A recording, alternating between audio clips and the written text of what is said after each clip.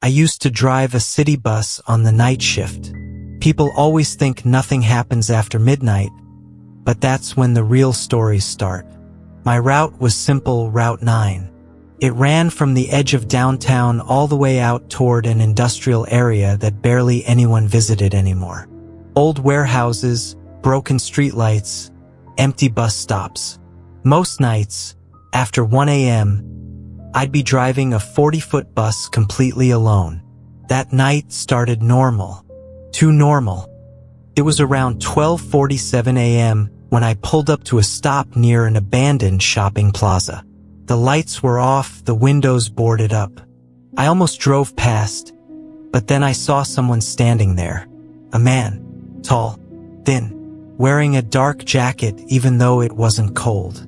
He didn't move, just stood there, facing the road, like he already knew I was coming. I opened the doors. He stepped on without saying a word. No bus pass, no cash. I cleared my throat and said, "Sir, you need to pay the fare." He slowly turned his head and looked at me. His eyes were wide, glassy, like he hadn't slept in days. "I'll get off at the end," he said. His voice was flat, empty. I should have insisted, but something about him made my stomach tighten.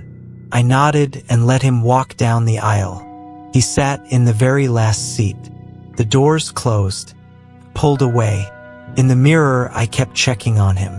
He didn't move, didn't look out the window, didn't blink. 10 minutes passed, then 20. At the second-to-last stop, I slowed down and called out, "Last stop coming up." No response. I parked at the final stop, a dead end surrounded by trees and a locked chain-link fence. This was where I usually took my break before heading back. I stood up and walked down the aisle. "Sir," I said, trying to sound firm, "this is the last stop. You have to get off." The seat was empty. No footsteps, no doors opening. He was just gone. I felt my heart start racing. There was nowhere he could have gone. The bus hadn't stopped since he boarded. I checked the back door. Still locked. I searched the entire bus. Nothing. That's when I noticed something on the seat where he'd been sitting. A wet footprint. Just one. Barefoot. I radioed it in, but dispatch laughed it off. Said I was tired. I finished my shift, trying to forget it. The next night, I asked another driver about Route 9. He went quiet. Then he told me that 5 years earlier, a man had been hit and killed by a bus near that same abandoned plaza. Late at night, cold, alone. They never found his shoes. I don't drive nights anymore, but sometimes when I'm waiting at a stoplight late at night, I swear I see someone sitting in the back seat, staring straight at me in the mirror. This happened when I was living alone in a small apartment on the 3rd floor. Thin walls, old pipes, the kind of place where you could hear everything. One night, around 2:30 a.m., I woke up to the sound of running water. At first, I thought I'd left the tap on. I was half asleep, annoyed more than scared. But then I realized something. The sound was coming from the bathroom, and it wasn't a sink. It was the shower. I lay there, staring at the ceiling, listening. The water kept running, steady, loud. I hadn't turned it on. I slowly got out of bed and grabbed my phone. No missed calls, no messages. I walked down the hallway and stopped in front of the bathroom door. The light was on. Steam was seeping out from under the door. My heart started pounding. "Hello," I said.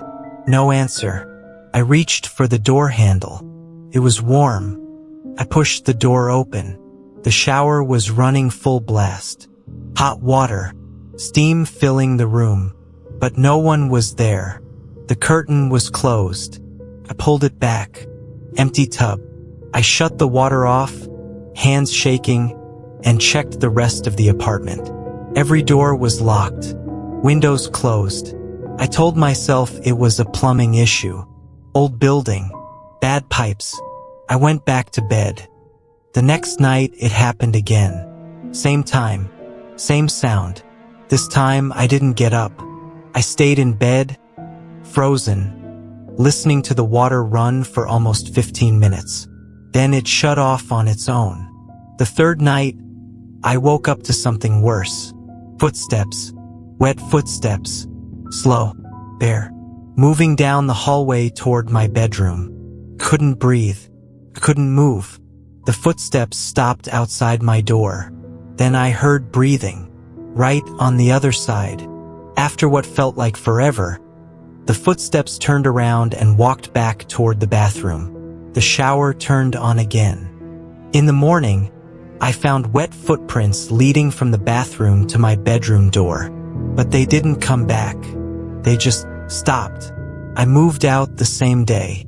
A week later, I went back with the landlord to grab the last of my things. He told me something he probably shouldn't have. The previous tenant had drowned in that bathtub. Heart attack. Slipped under the water. They didn't find him for 3 days. Sometimes, late at night, I still hear water running in places where no one should be.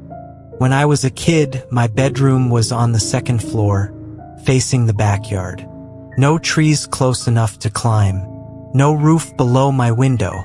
Just open space. One night, I woke up feeling like someone was watching me.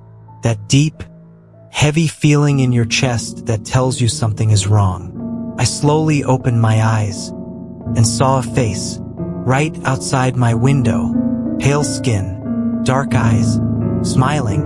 It was pressed right up against the glass. I screamed.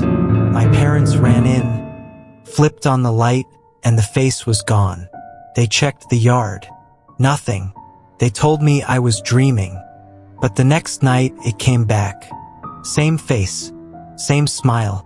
This time, it tapped on the glass. 3 slow taps. I hid under my blanket and didn't come out until morning. This went on for weeks. Every few nights, the face would appear. Always silent. Always smiling. One night, I finally worked up the courage to look closely. The face wasn't floating. It was upside down, like someone was hanging from the roof. But there was no roof below my window. I told my parents everything. The next day, my father installed security lights and cameras. The face never came back. Years later, after we moved, I asked my dad if he ever saw anything on the cameras. He went quiet.